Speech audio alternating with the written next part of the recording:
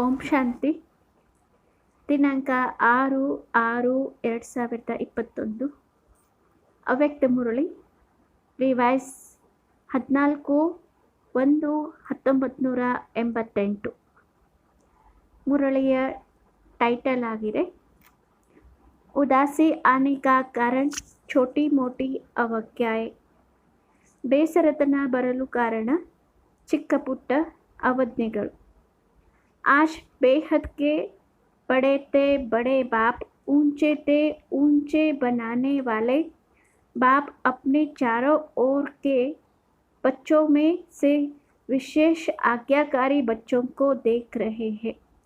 ಇಂದು ಬೇಹದ್ದಿನ ಎಲ್ಲಕ್ಕಿಂತ ದೊಡ್ಡ ತಂದೆ ಮತ್ತು ಶ್ರೇಷ್ಠಾತಿ ಶ್ರೇಷ್ಠರನ್ನಾಗಿ ಮಾಡುವ ತಂದೆ ತಮ್ಮ ನಾಲ್ಕು ಕಡೆ ಇರುವ ಮಕ್ಕಳಲ್ಲಿ ವಿಶೇಷವಾಗಿ ಆಜ್ಞಾಕಾರಿ ಮಕ್ಕಳನ್ನು ನೋಡುತ್ತಿದ್ದಾರೆ. जो सदा हर संकल्प व हर कर्म करते बाप की आज्ञा का सहज स्मृति स्वरूप बनते हैं, वह स्वतः ही हर संकल्प बोल और कर्म में आज्ञा प्रमाण चलते, और जो स्मृति स्वरूप नहीं बनते उनको बार बार स्मृति लानी पड़ती है. ಯಾರು ಸದಾ ಪ್ರತಿ ಸಂಕಲ್ಪ ಹಾಗೂ ಪ್ರತಿ ಕರ್ಮ ಮಾಡುತ್ತಾ ಇದ್ದು ತಂದೆಯ ಆಜ್ಞೆಯ ಸಹಜ ಸ್ಮೃತಿ ಸ್ವರೂಪರಾಗಿರುತ್ತಾರೆ, ಅವರು ಸ್ವತಃ ಈ ಪ್ರತಿ ಸಂಕಲ್ಪ ಮಾತು ಮತ್ತು ಕರ್ಮದಲ್ಲಿ ಆಜ್ಞೆ ಪ್ರಮಾಣವಾಗಿ ನಡೆಯುತ್ತಾರೆ. ಮತ್ತು ಯಾರು ಸ್ಮೃತಿ ಸ್ವರೂಪ ಆಗಿರುವುದಿಲ್ಲ ಅವರು ಪದೇ ಪದೇ ಸ್ಮೃತಿಯಲ್ಲಿ ಬರಬೇಕಾಗುತ್ತದೆ. आज्ञाकारी नंबर 1 सदा अमृत वेले से रात तक सारे दिन की दिनचर्या के हर कर्म में आज्ञा प्रमाण चलने के कारण हर कर्म में मेहनत नहीं अनुभव करते, लेकिन आज्ञाकारी बनने का विशेष फल बाप के आशीर्वाद की अनुभूति करते हैं. आज्ञाकारी नंबर 1 ಆಗಿರುವಂಥ ಮಕ್ಕಳು ಸದಾ ಅಮೃತ ವೇಳೆಯಿಂದ ರಾತ್ರಿಯವರೆಗೆ ಇಡೀ ದಿನದ ದಿನಚರ್ಯದಲ್ಲಿ ಪ್ರತಿ ಕರ್ಮದಲ್ಲಿ ಆಜ್ಞೆಯ ಪ್ರಮಾಣ ನಡೆಯುವುದರ ಕಾರಣ ಪ್ರತಿ ಕರ್ಮದಲ್ಲಿ ಪರಿಶ್ರಮದ ಅನುಭವ ಮಾಡುವುದಿಲ್ಲ, ಆದರೆ ಆಶೀರ್ವಾದದ ಅನುಭವ ಮಾಡುತ್ತಾರೆ. ಆಜ್ಞಾಕಾರಿ ಆಗಿರುವ ವಿಶೇಷ ಫಲ ತಂದೆಯಿಂದ ಆಶೀರ್ವಾದದ ಅನುಭೂತಿ ಮಾಡುತ್ತಾರೆ. कभी कभी कई बच्चे बाप के आगे अपने दिल का हालचाल सुनाते क्या कहते हैं, ना मालूम क्यों आज अपने को खाली खाली समझते हैं. कोई बात भी नहीं हुई है, लेकिन संपन्नता व सुख की अनुभूति नहीं हो रही है. ಕೆಲವು ಮಕ್ಕಳು ತಂದೆ ಎದುರುಗಡೆ ತಮ್ಮ ಮನಸ್ಸಿನ ಹಾಲ್ಚಾಲ್ ಹೇಳುವ ಸಮಯದಲ್ಲಿ ಏನು ಹೇಳುತ್ತಾರೆಂದರೆ, ಗೊತ್ತಿಲ್ಲ ಇವತ್ತು ಏಕೋ ನನ್ನಲ್ಲಿ ಖಾಲಿ ಖಾಲಿ ಎಂದು ಅನುಭವ ಆಗುತ್ತಿದೆ, ಯಾವುದೂ ಮಾತಾಗಿಲ್ಲ, ಆದರೂ ಸಂಪನ್ನತೆ ಅಥವಾ ಸುಖದ ಅನುಭೂತಿ ಆಗುತ್ತಾ ಇಲ್ಲ. कई बार उस समय कोई उल्टा कार्य हो या कोई छोटी मोटी भूल नहीं होती है, लेकिन चलते फिरते अनजान व अलबेलापन में समय प्रति समय आज्ञा के प्रमाण काम नहीं करते हैं. ಕೆಲವು ಸಲ ಆ ಸಮಯದಲ್ಲಿ ಕೆಲವು ಉಲ್ಟಾ ಕಾರ್ಯಗಳು ಅಥವಾ ಯಾವುದೇ ಚಿಕ್ಕ ಪುಟ್ಟ ತಪ್ಪುಗಳು ಆಗಿರುವುದಿಲ್ಲ, ಆದರೆ ನಡೆಯುತ್ತಾ ತಿಳಿಯಲಾರದೆ ಅಥವಾ ಹುಡುಗಾಟಿಕೆಯ ಸಮಯ ಪ್ರತಿ ಸಮಯ ಆಜ್ಞೆಯ ಪ್ರಮಾಣ ಕಾರ್ಯವನ್ನು ಮಾಡುತ್ತಿರುವುದಿಲ್ಲ. पहले समय की अवज्ञा का बोझ किसी समय अपनी तरफ खींचता है. ಮೊದಲು ಮಾಡಿರುವಂಥ ಅವಜ್ಞೆಯ ಹೊರೆ ಯಾವುದೇ ಸಮಯದಲ್ಲಿ ತನ್ನ ಕಡೆಗೆ ಸೆಳೆದುಕೊಳ್ಳುತ್ತದೆ. जैसे पिछले जन्मों के कड़े संस्कार स्वभाव कभी कभी न चाहते हुए भी अपनी तरफ खींच लेते हैं.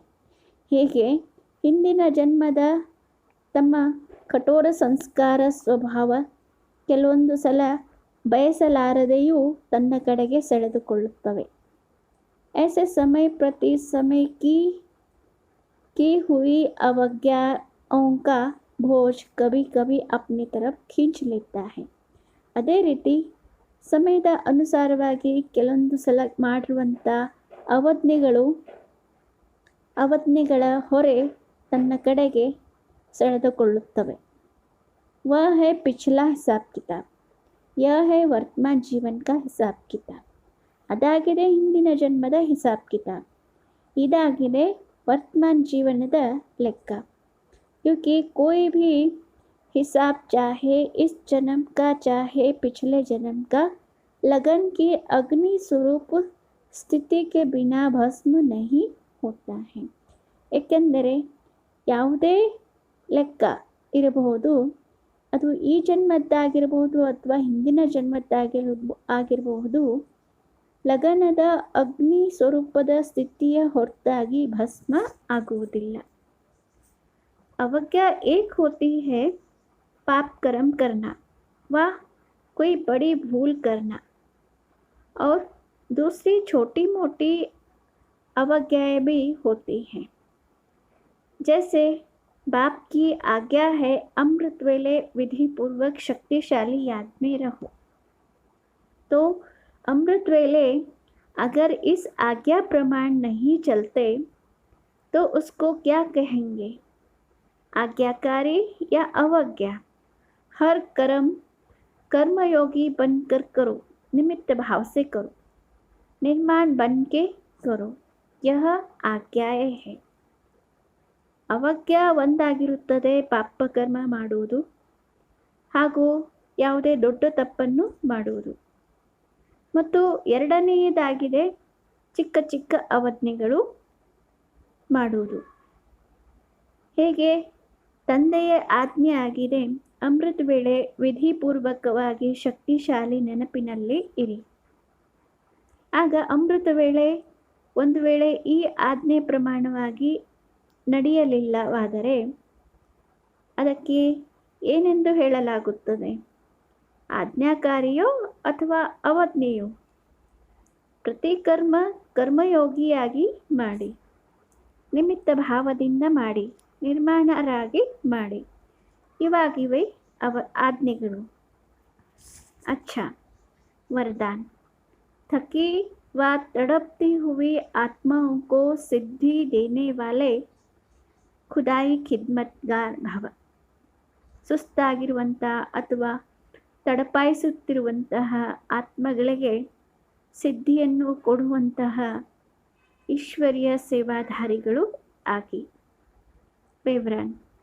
आत्माओं की बहुत समय से इच्छा व आशा है निर्वाण व मुक्तिधाम में जाने की. ಆತ್ಮಗಳದ್ದು ಬಹಳ ಸಮಯದಿಂದ ಇಚ್ಛೆ ಅಥವಾ ಆಶೆ ಇದೆ ನಿರ್ವಾಣ ಅಥವಾ ಮುಕ್ತಿಧಾಮಕ್ಕೆ ಹೋಗುವಂಥದ್ದು. इसके लिए ही अनेक जन्मों से अनेक प्रकार की साधना करते करते थक चुकी है. ಇದಕ್ಕಾಗಿಯೇ ಅನೇಕ ಜನ್ಮಗಳಿಂದ ಅನೇಕ ಪ್ರಕಾರದ ಸಾಧನೆಗಳನ್ನು ಮಾಡುತ್ತಾ ಮಾಡುತ್ತಾ ಸುಸ್ತಾಗಿಬಿಟ್ಟಿದ್ದಾವೆ. ಅಭಿ ಹರ್ ಏಕ್ ಸಿದ್ಧಿ ಚಾತೆ ಹೇ. ಈಗ ಪ್ರತಿಯೊಬ್ಬರೂ ಕೂಡ ಸಿದ್ಧಿಯನ್ನು ಬಯಸುತ್ತಾರೆ. ನ ಕಿ ಸಾಧನಾ ಅಲ್ಲ. सिद्धि अर्थात सद्गति. तो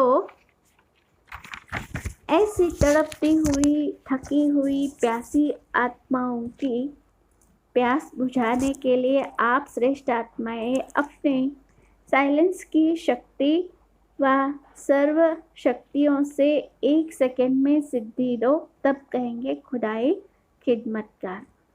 ಸಿದ್ಧಿ ಅಂದರೆ ಸದ್ಗತಿ ಅಂದಾಗ ಈ ರೀತಿ ತಡಪಾಯಿಸುತ್ತಿರುವಂಥ ಸುಸ್ತಾಗಿರುವಂಥ ದಾಹಿಸಿರುವಂಥ ಆತ್ಮಗಳಿಗೆ ಆತ್ಮಗಳ ಒಂದು ದಾಹವನ್ನು ಆರಿಸುವಂತಹ ತಾವು ಶ್ರೇಷ್ಠ ಆತ್ಮರು ತಮ್ಮ ಶಾಂತಿಯ ಶಕ್ತಿ ಹಾಗೂ ಸರ್ವಶಕ್ತಿಗಳಿಂದ 1 ಸೆಕೆಂಡಿನಲ್ಲಿ ಸಿದ್ಧಿಯನ್ನು ಕೊಡಿ. ಆಗ ಹೇಳಲಾಗುತ್ತದೆ ಈಶ್ವರಿ ಸೇವಾಧಾರಿಗಳೆಂದು.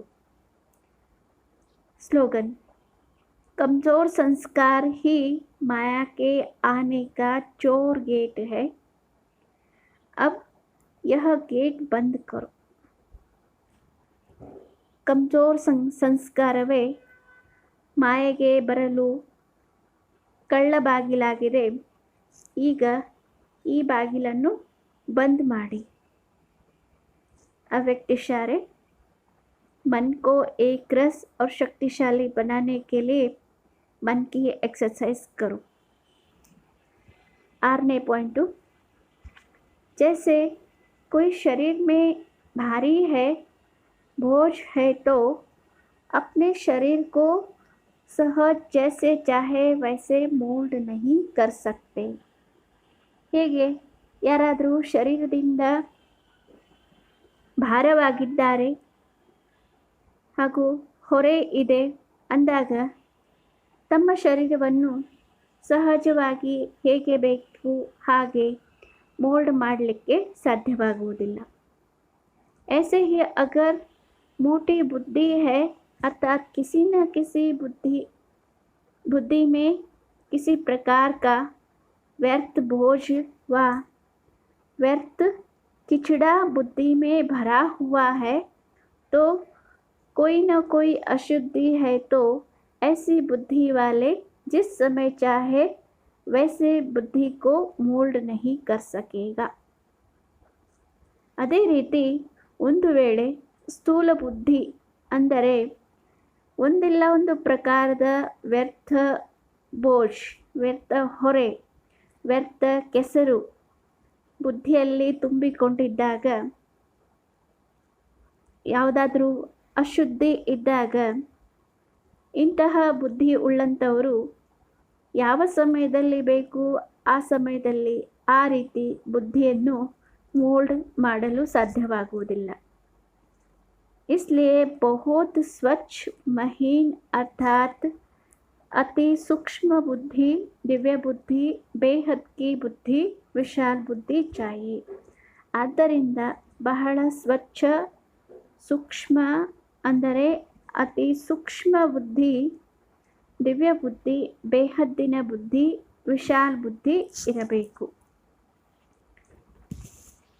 मातेश्वरी जी के जीवन की मुख्य धारणाएं. 6 पॉइंट. 8 पॉइंट: मम्मा मर्यादाओं में सदा एक्यूरेट रही. उनकी स्थिति नेचुरल देही अभिमानी थी. मम्मा की चलन से बाबा के गुण और कर्म दिखाई देते थे. ऐसे बाबा जो हमें सिखा रहा है वही हमारे से दिखाई दे. पुराने स्वभाव संस्कार के वश कोई भी कर्म इंद्रियों से न हो. मम्मा ಅವರು ಮರ್ಯಾದೆಗಳಲ್ಲಿ ಸದಾ ಅಕ್ಯುರೇಟ್ ಆಗಿದ್ದರು. ಅವರ ಸ್ಥಿತಿ ನ್ಯಾಚುರಲ್ ಆಗಿ ದೇಹಿ ಅಭಿಮಾನಿ ಆಗಿತ್ತು. ಮಮ್ಮ ಅವರ ಚಲನೆ ಬಾಬಾ ಅವರ ಗುಣ ಮತ್ತು ಕರ್ಮ ಕಾಣಿಸುತ್ತಿತ್ತು.